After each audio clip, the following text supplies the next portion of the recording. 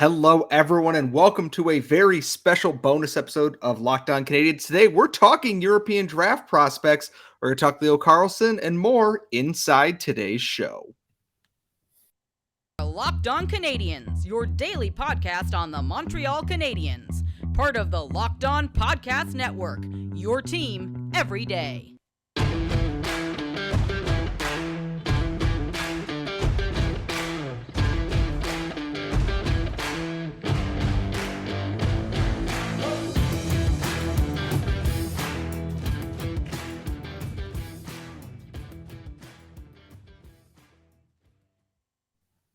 Hello, everyone, and welcome back to Locked On Canadiens. This is a bonus episode. This does not have a number attached to it.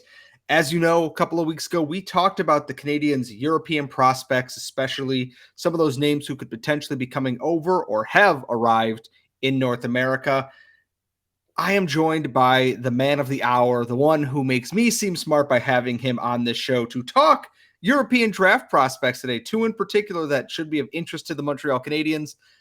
Of course, that is Patrik Bexell at Zeb_Habs on Twitter. Patrick, I know that you have been watching the SHL very closely with Adam Engstrom's playoffs and so much else. Thank you for making the time to come on and talk draft prospects today.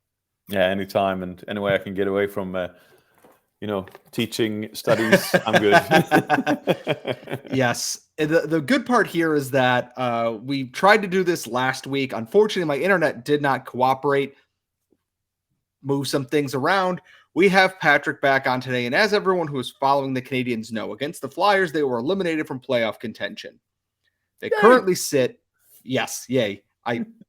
Weird to cheer, but yes, yay. They sit fifth right now in the draft lottery standings. I don't know if they're going to move up or down, but there's a name in that top five that's kind of caught my eye because I don't think they're going to fall, but the potential is always there because GMs are nuts.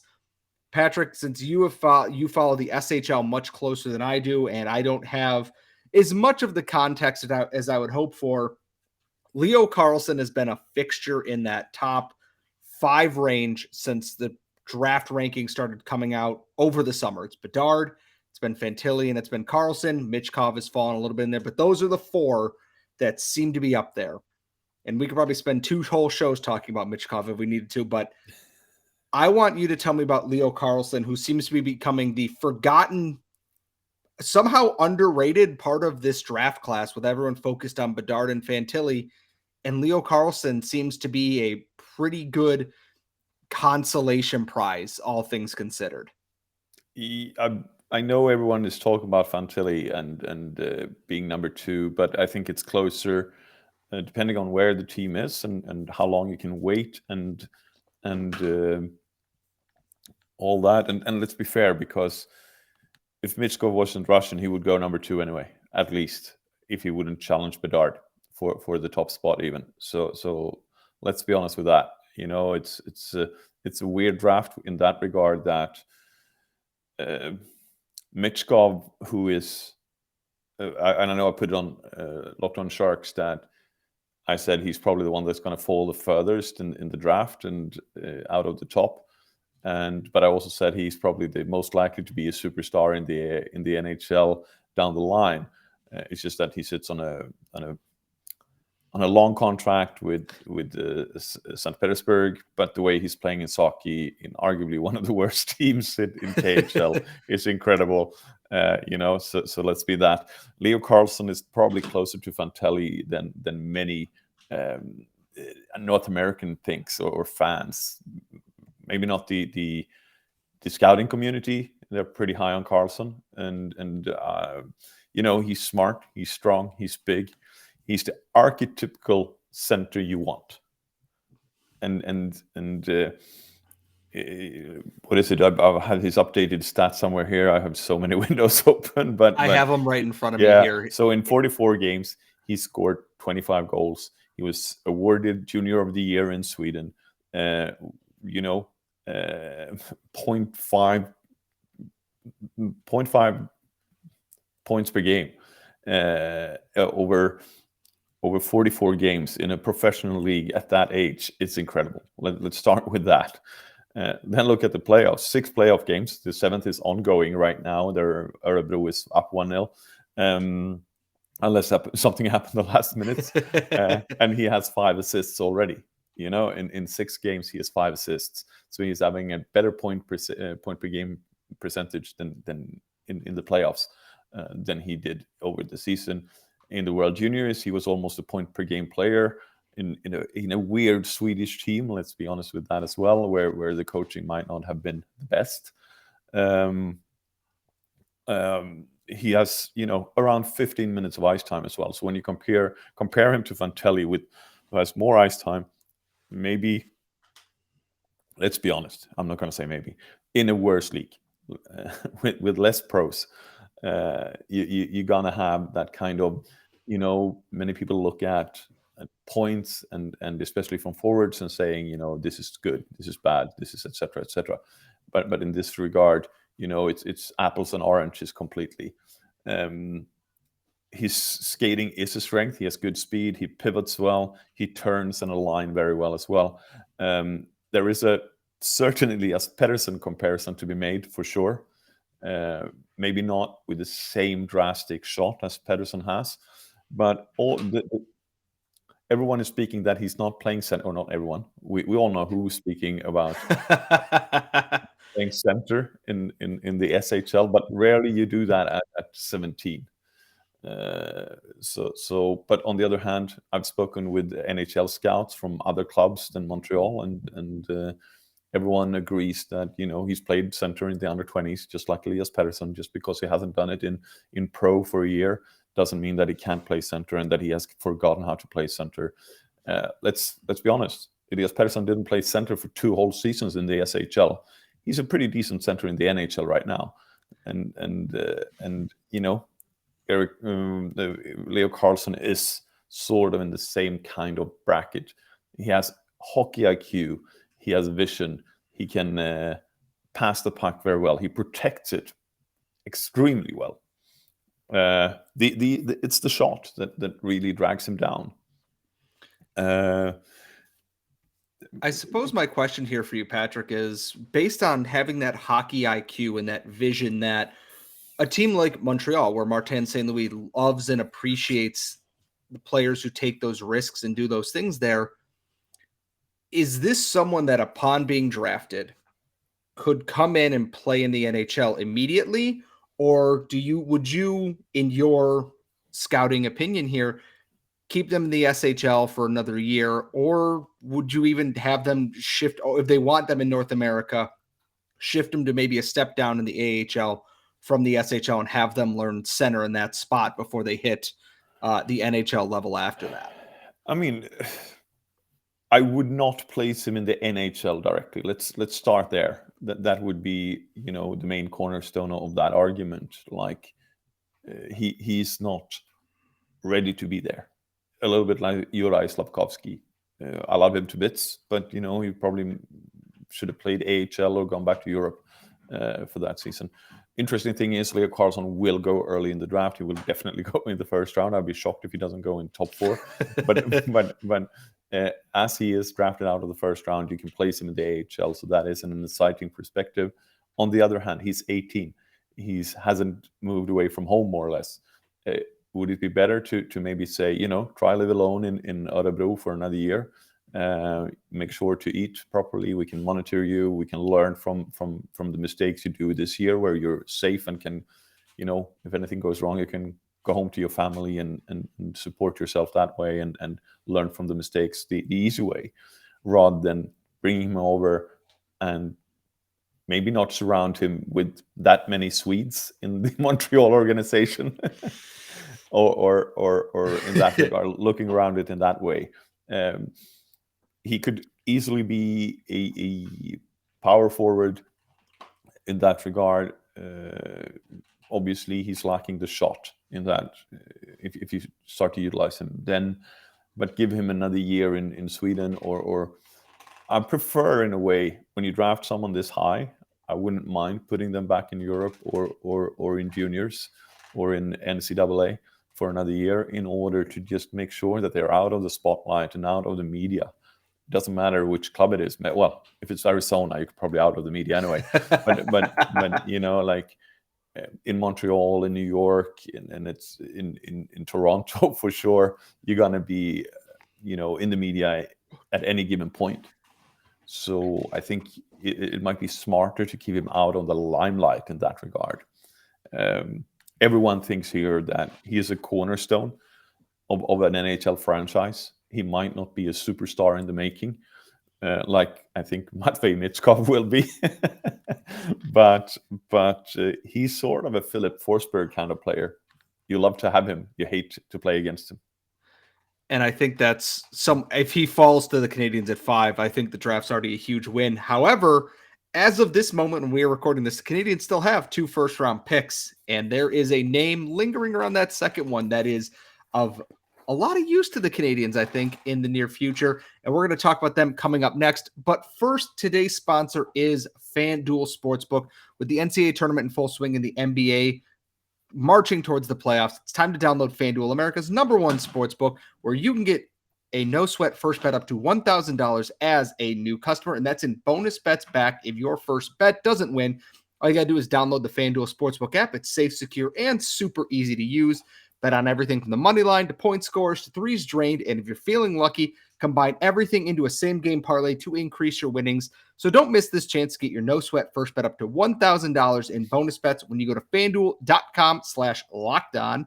That is FanDuel.com/LockedOn to learn more. And remember, make every moment more with FanDuel, the official sportsbook partner of the NBA and us here at Locked On. And as always, please gamble responsibly. We don't want to see anyone go broke betting on the NBA or anything else. However, we're going to shift things back to the NHL draft here. This is, of course, Locked On Canadiens. I am your host, Scott Matla, doing this in the afternoon while my co-host is working. I am joined by European prospects correspondent at Habs Eyes on the Prize, Patrik Bexell, at Zeb_Habs on Twitter. That is ZEB_Habs on Twitter. And Patrick, we talked about Leo Carlsson a little bit, and the other name, we're going to go to the other side of the ice, I guess, technically here. And we're going to talk defenseman here because there's been one name that's been popping up since World Juniors, because the scouting community I've seen has had a lot of discussions around this player. And based on the rankings I see on Elite Prospects right now, 13, 14, 12, 10, 13, 17, 10, 15, 18, 12, 11, Axel Sandin Pellikka. And I'm going to try and pronounce the team he plays for here so you can laugh. He plays for Skellefteå in the SHL. Good for being you, Scott. I know the S is silent. I think I learned that one the last time I had you on. So, but he's an 18-year-old defenseman, just turned 18 a couple of days ago, and he lit up on their under-20 team, had a pretty strong showing at World Juniors despite having 1 point where people are constantly talking about him. And then he's been playing in the SHL. He's got 22 games under his belt there. Patrick, you spoke to his coach, correct? I want to know, what is the hype behind this player here? And should he be someone that the Canadiens are looking at with that Florida Panthers pick, wherever that be, 10th to 15th at this point? That's 2 questions in one question, Scott. And you should, as a journalist, know that that's not the way, because now I can choose which one to answer. I was never very good at interviews, could you tell, as I host a podcast? But yeah, it's okay. Let's start with this, and it's his coach saying it. I'm just reporting it, and it's on our podcast feed as well. Because I always compared Sandin Pellikka to a Philip Broberg kind of player. You know, he needs to mature. He's have very good offensive upside. And Robert Olsson, who is one of my favorite coaches in the SHL, who said some fantastic things, very unprompted, about a certain Adam Engström in the opposing team after having knocked him out the other day, just looked at me and said, no, you're wrong. I was like, what? And he went, no, it's an Erik Karlsson player.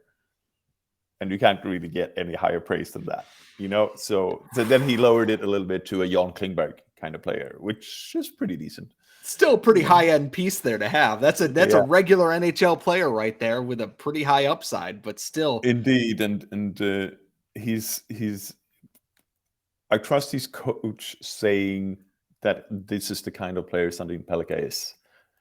I don't think you can compare anyone likely to Erik Carlson. And if you want to hear me swear and use bad language, you should go over to Locked On Sharks and hear what I said about the story about Roger Rönnberg and Erik Carlson. But yeah, it's an insane comparison, really.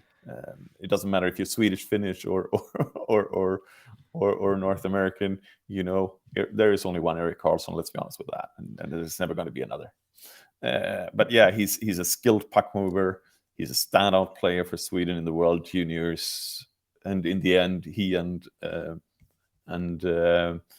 Engström was the first pairing for Sweden. Something I said that Adam Engström would be early on in fall, and then I was right at the very end of the World Juniors. But he grew in confidence, in time on ice with every game he played. I think he's probably should be top 10. I can see this is the Morris Seider of the draft. If you're going to look at it that way. We all remember what happened with everyone was thinking Philip Broberg would be the top defender going in that draft, and suddenly Detroit ran everyone down and said, you know, we're going to take Morris Seider. And then the defensive action all happened at once, and suddenly Montreal was sitting at number 15, having the chance to say Cole Caulfield, and really took that chance. He's an elite skater. I mean, like, this is not, I'm not using elite skater very often, but he is. He's also having huge of hockey IQ. His passing is superb. His shooting is better than average, but probably that's the weakness he has. Both passing and shot are accurate. It's just the velocity of the shot that is a bit off at the moment, and I think he can work with that. He dekes very well. We've seen that at a lot of times in the World Juniors. He keeps the opposing team honest. They need to cover him. You cannot just think that it's a defender over there and you don't have to worry about it. He will definitely be part of a system that activates defenders, much like the Sharks. We've seen Philadelphia use it. We've seen even Montreal use it from time to time. So that part of the new NHL, that is what he's going to go into. He lives to create, as I said, counting errors or a local numerical advantage, much like handball works in Sweden. I know you don't play it that much, but it's something you should watch in some ways. A little bit like, I know Robert Olsson in Skellefteå, he says he watches a lot of basketball because it's 5-on-5 and you have that set play that you can work around a little bit like a hockey. So using other sports to influence your players is always something I cherish and find attractive in a coach, because it shows that they think the game in a different way. You ask if Montreal should draft him. To be honest, I'm not sure if he's there. If you take a look at the Montreal defensive side at the moment, it's the next stop. You know, if you compare the young defense that Montreal has and with the emergence of Adam Engström that no one really knew anything about before the season, the next stop would probably be the Great Wall of China or something like that. You know, it's an incredible defensive prospect pool that Montreal has. It could be very much worth passing on Sandin Pellikka in a way, and pick a forward that you might need more. You pick need rather than best player available. But yeah, it's tough also when you have a comparison to Erik Carlson. Why would you pass?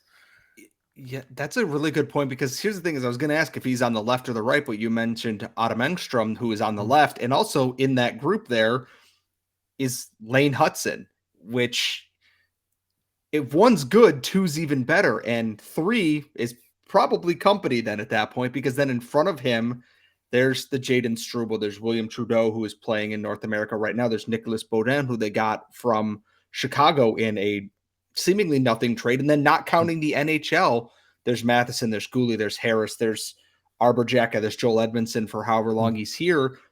The good news is that would give them time to let him develop. There's no need to rush him. But at a certain point, too many cooks in the kitchen. And it's the first time I've ever seen they can't really do it just because it's not they can't do it. It's how do you manage to make it all work? You have to develop everybody and everyone has to play. In a perfect world, all prospects all the time. But I mean, like you don't mention Logan Mayo, who's there as well. Right side I'm not a defensive, super fan yeah. of Logan because of his defensive problems. But man, that cannon is something to behold as well. And there are players coming up that are super good, and at one point or another, you're going to start trading those players if they work out. But that's fine, and you can trade them. But you might also lose out on someone. I mean, one would think that Chicago is second guessing themselves about Dak a little bit, right? Well, what we would hope so, anyways. So here's my question for you then. Because I think the Canadiens, if I'm going to check Tankathon in the middle of the show here right now, the Florida Panthers pick is 14th overall. Ironically, on Elite Prospects, Axel Sandin Pellikka is 14th. I know we were going to keep it on this, but if they had to pick between picking Sandin Pellikka and potentially creating that logjam or taking like Dalibor Dvorsky, would you opt for taking Dvorsky just because it seems like there's a path for him? Or do you just take Sandin Pellikka because he has the ability to potentially be such a standout at that point in time or in the near future there if he continues the good thing picking Sandin Pellikka is probably that you will have 2-3 years. I mean, like he's drafted out of Europe as is Dvorsky, so you would have 4 years to sign them. I think that's a bonus, but I also think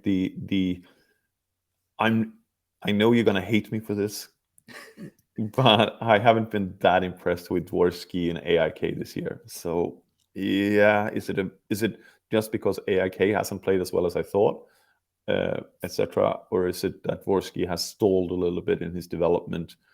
I'm looking forward to the World Under-18s where I can see Dvorsky maybe more against his peers and having that first line experience that he hasn't had in AIK.